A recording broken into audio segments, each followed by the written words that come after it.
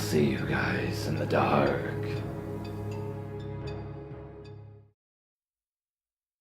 It was the summer of 2016, and I had just married my longtime girlfriend.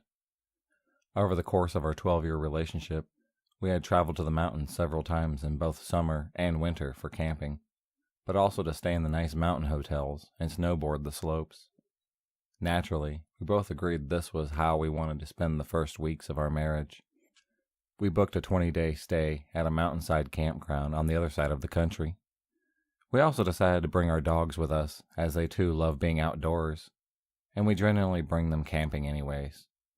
After 2 days of road tripping, we had arrived, quickly set up, and settled in for a good long stay on the mountain.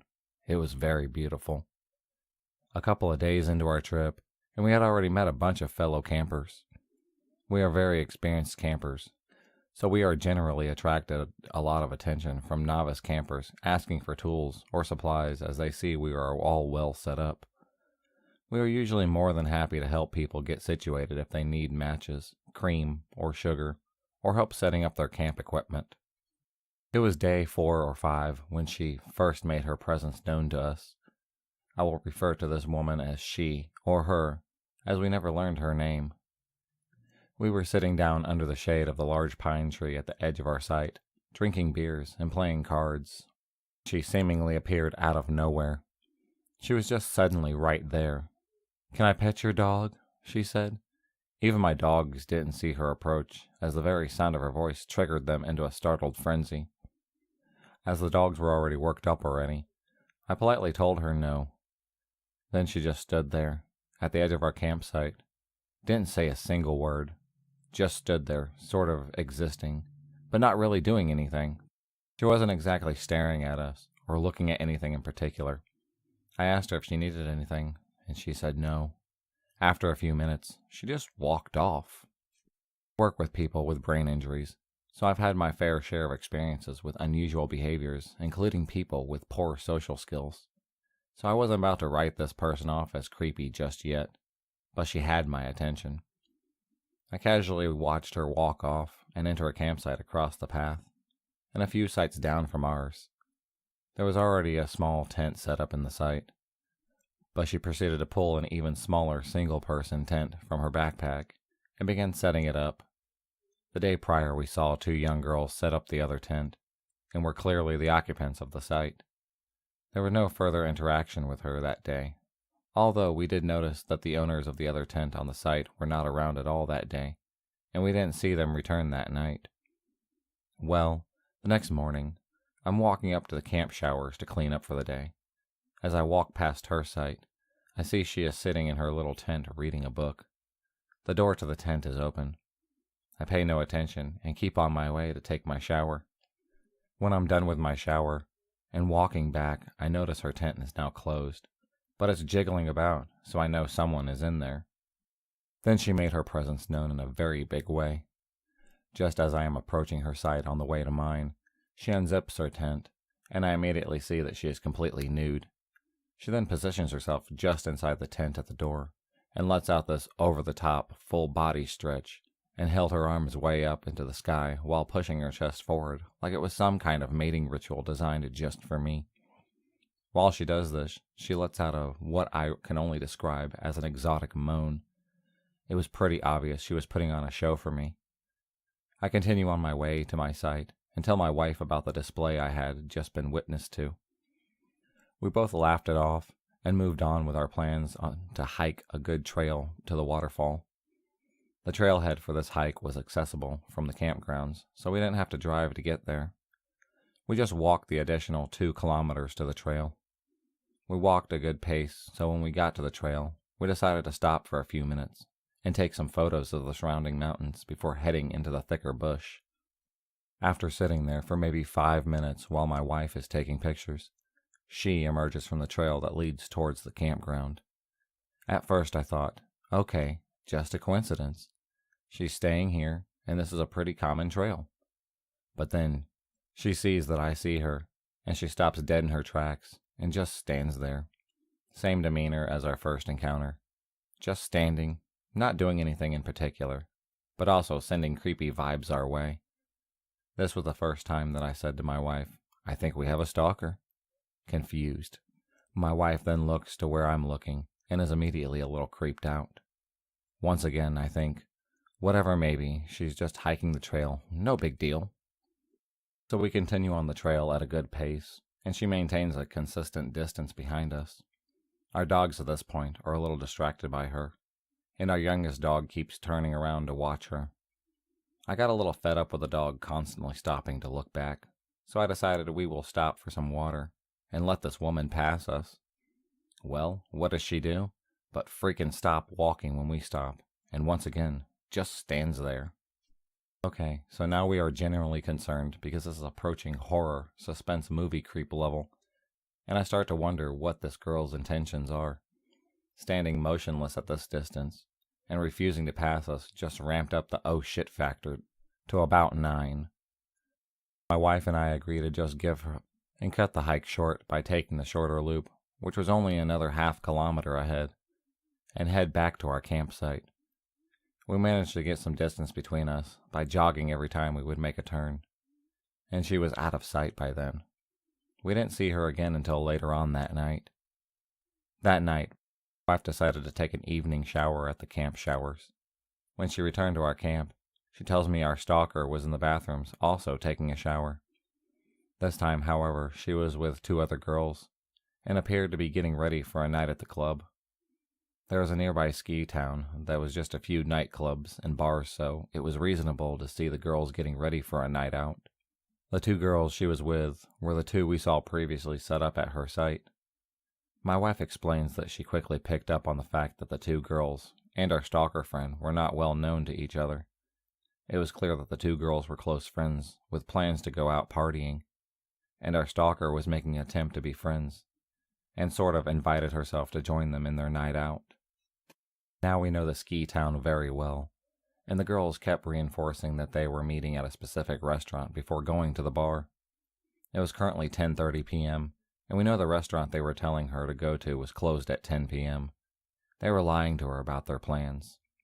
The stalker kept asking them to, "Are you sure this place? Are you positive?" They convinced her, and then she left their tent to finish getting ready, while the 2 friends stayed in the bathroom to finish their makeup. My wife went on to explain how after she left, the 2 friends were mocking and making fun of our stalker. They were young 20-somethings, acting like little girls in elementary school. My wife has no time for that. Creepy stalker or not, she has had to say something to the girls for their behavior. My wife calls them out on their behavior. Well, putting all the catty bitch bullying aside, the girls explained to my wife that the stalker girl had set up her tent on their site when they were staying with a friend in the ski town. When they returned, they found her living at their site without invitation. She had just taken it upon herself to take a little corner of their site without knowing them at all. The girl said that they were upset with her and trying to make her feel uncomfortable so she would just leave. But she wouldn't leave. Of course, my wife asked them why they didn't just report her to the park warden. The excuse they gave was that they were leaving the next day and didn't want to make a huge deal out of all of this. Whatever happened between them and the fake late dinner plans and clubbing is unknown to us. About 3 a.m. that same night, we were all getting woken to a blood-curdling scream right outside of our camper. At first, I was like, holy crap, that must be a wild animal. My wife is trembling, dogs are barking, and I'm startled, but curious. I peel back the window cover to see her standing motionless on the path outside of our trailer. I had the window cover down maybe 8 to 10 centimeters when she appears to make direct eye contact with me. My heart rate is jacked up. What the actual fuck? After gazing into my general direction for what seemed like an eternity, she calmly turns around and walks to her tent. I go make sure our trailer is locked. After a good hour and a stiff whiskey, we manage to get back to sleep. So the next day is Friday. We have friends from a nearby major city coming up to the mountains to spend the weekend with us. We haven't seen them in a while, so we are excited for a couple days together. Well, they are not at our site for 15 minutes, and as they are setting up their tent, she mysteriously appears out of nowhere yet again. Like bam, there she is. but now this time she is actually in our sight. I haven't had a chance to tell our friends about her before she arrived, so they were a little more friendly than I was. She asked me once again if she can pet my dog, who during all of this is barking at her. I think I said something like, "I'm being very friendly towards you right now, so I would prefer if you didn't." She didn't pet my dog, but she also just stood there staring at me like she was considering how she would dismember my limbs.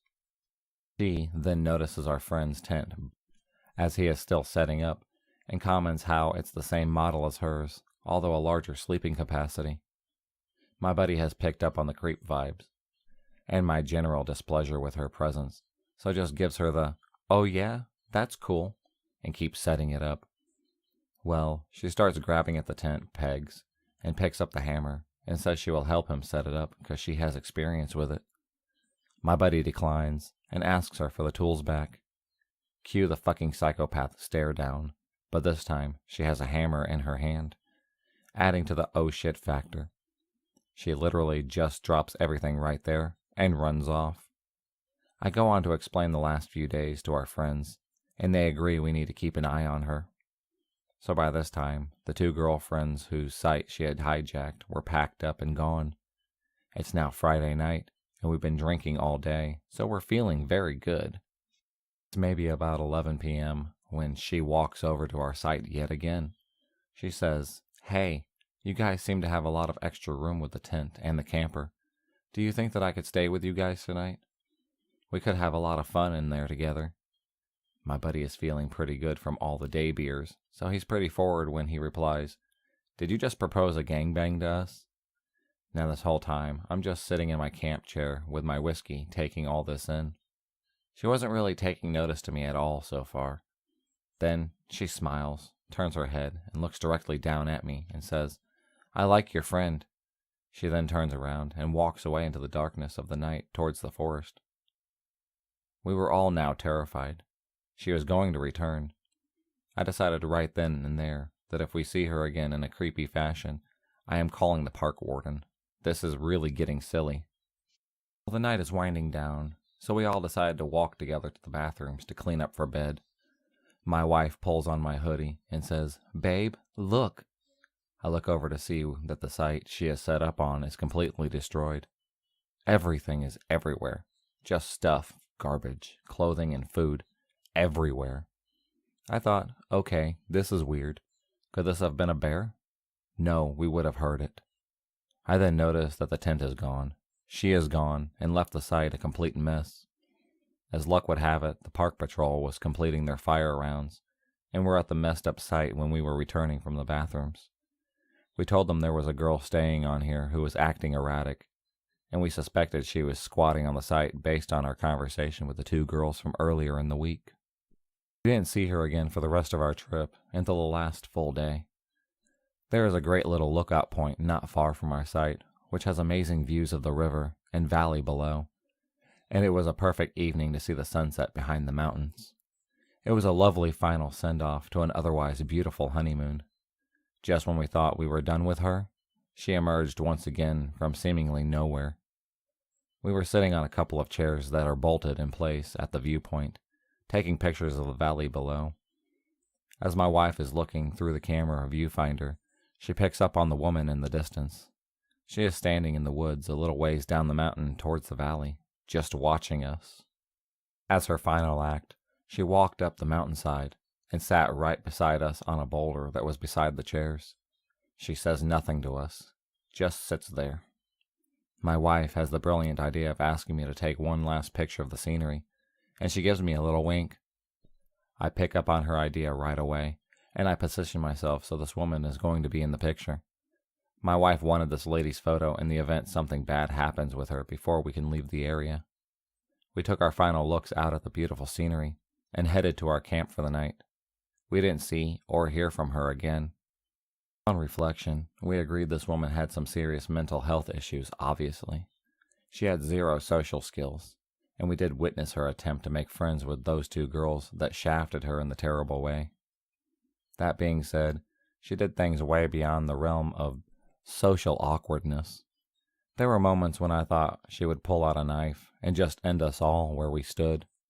More than that, the stalking, the midnight screaming, and running off into the woods at night was terrifying to us. And I feel a story worthy of this. I do have photos of it on a thumb drive somewhere. I know it seems odd to keep something like that, but it's a reminder of our wild adventure and start of our amazing marriage. To our honeymoon stalker, I really hope that you don't bother anyone else ever again.